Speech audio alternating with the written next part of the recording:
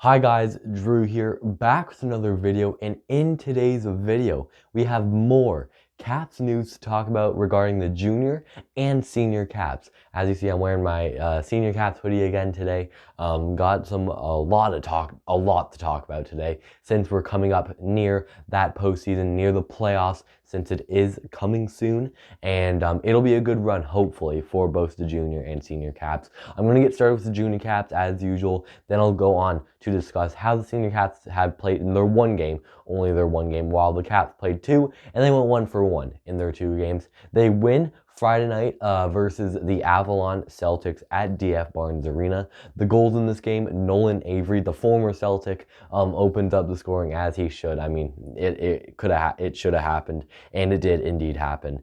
Andrew Vitch gets another goal for the junior Caps. Nice goal by him. And Andy Knight gets one on the power play, as well as Mason Daw on the power play. He's been doing really well as the power play quarterback this season. Hopefully he keeps it up. I know it started the year as Charles Walsh on the power play.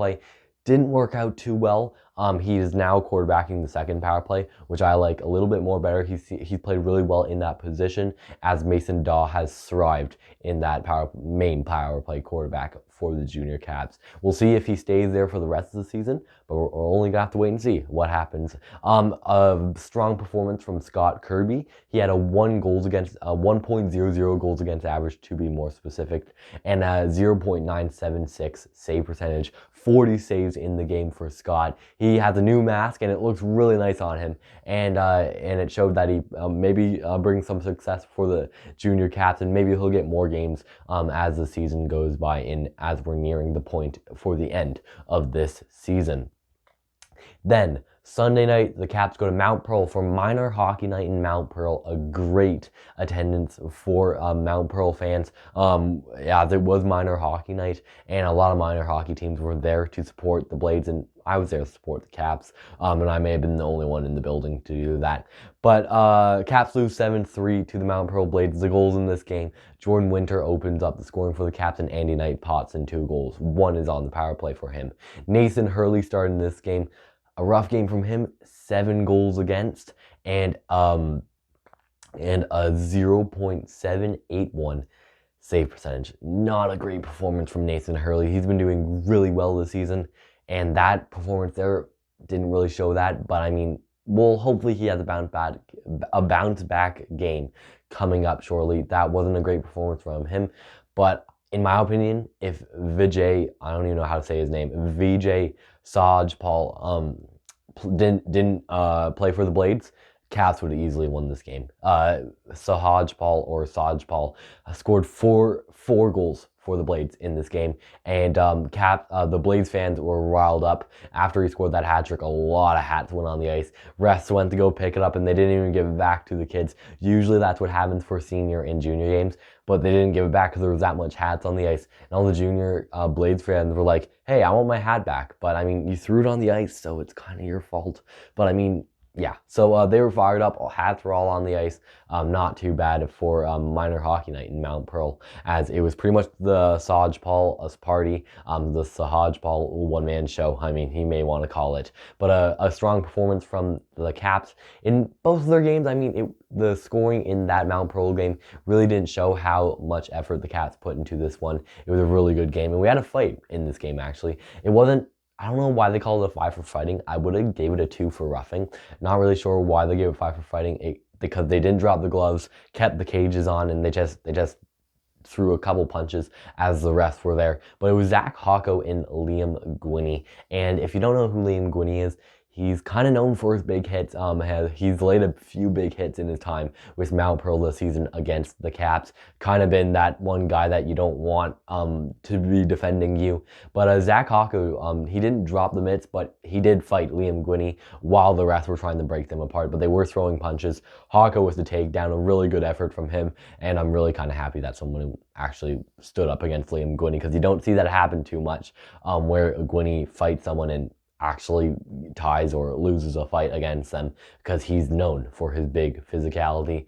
And the Junior Caps' next game is a really big game, and it's Friday night at the Mary Brown Center as the Junior Caps play the CBN Stars to see if they can hold on to their spot to be first in the SJJAHL. The Caps right now have 35 points and the Stars have 33. So if the Stars are able to beat the Caps, they tie them for first in the SJJAHL, which leaves the Caps in a bit of a stranglehold to try to hold on to that spot. But if the Caps can safely get that insurance win versus the CBN Stars, they lock themselves pretty high up in that standings for first in the SJJAHL. But if the season were to end today, the Caps were to play a different team, not Paradise. They'd play the Northeast Eagles in the first round. So not too bad at all. I mean, they have played a few good games versus Northeast. I remember that Sean Brown, Cameron Turner fight. That was pretty good. I mean, it was too for roughing, but it was a good matchup overall. And yeah, I think it would be a pretty good series. And let's see how the Caps do for the rest of the season, as we've got some content coming up in the next few days regarding the Junior Caps. So, the Senior Caps, they only played one game, and we got a decent bit to talk about in Senior. The Caps are able to win 5-0 against the Clarenville Caribous. A really good game by one certain player. The goals in this game, Ryan Walsh opens up the scoring. He hasn't scored much this season, so it's nice to see him get on the score sheet. Tanner Humber-Dredge gets one goal, but we have a hat trick from Matt McKim. Not much hassle on the ice for the McKim's goal, but a nice hat trick from him, and it's good to see him scoring because he only had 9 goals prior to this game. Now he has 12. So Matt McKim, strong performance from him, and strong performance from the Caps in general. Kyle Downer with a shutout in his return from injury with the Senior Caps, so he will not be retiring this season, and maybe next season, but he will not be retiring, thankfully. I'm glad to see that Downer is with us for this playoff run coming up, and hopefully he doesn't get injured in this kind of leading up to the playoffs or in the playoffs. Hopefully he doesn't get injured in those games played. But this Thursday versus the CBS Blues, I usually mention who the Caps will play next game at the end of the videos. I want to talk about it in the middle, because the Blues game, this game Thursday night, is huge for the Senior Caps. They absolutely have to win this game if they want to clinch their spot in the second round. And you may be wondering, Drew, why are you saying the second round? If the Caps get one of the top 2 spots in the AESHL this season, they end up clinching. They get by the first round and will play whoever wins against one of the series in the first round. So the Caps are able to clinch and move on to the first round, to the second round. So we'll see what happens in this game Thursday versus CBS. But if they were to lose the game versus CBS, and if CBS were to win the game versus Outer Cove, the Caps end up going to third in the AESHL, and they'd play the Outer Cove Marines in the first round, which would be pretty interesting. It would be good to get some more games in, but I mean, it would be better, I think, to get more practice time in and to play a harder team in the second round, I think, at least. So we'll see what happens. Outer Cove, I feel like that wouldn't be really a tough team to play against, but I mean, you can never say never. I mean, the Caps almost lost a game versus Outer Cove. One game went to OT. So we'll see what happens in that upcoming game on Thursday, as that will be a big game for the Senior Caps. Make sure to get your tickets at the MaryBrownCenter.ca for Senior and Junior Caps to get all your games in for access for playoff time. So, I want to talk a little bit about the Caribous. So they have clinched to play the first round versus the CB Stars, the Harbor Grace CB Stars. Harbor Grace will have home ice advantage in this series. And you may be wondering, yes, Justin Pender is banned from the Danny Cleary Community Center. But apparently there's a chance that he's going to be able to play at the Danny Cleary Community Center for the playoffs. Apparently the ban got lifted. This is just a rumor, and this is all per the general manager of the Caribous in Ivan Hapgood. So will Pender be able to make the return to Harbor Grace? We're gonna have to wait and see what happens, and it'll be interesting because you may know, as of late, James Melindy is a Harbor Grace CB Star.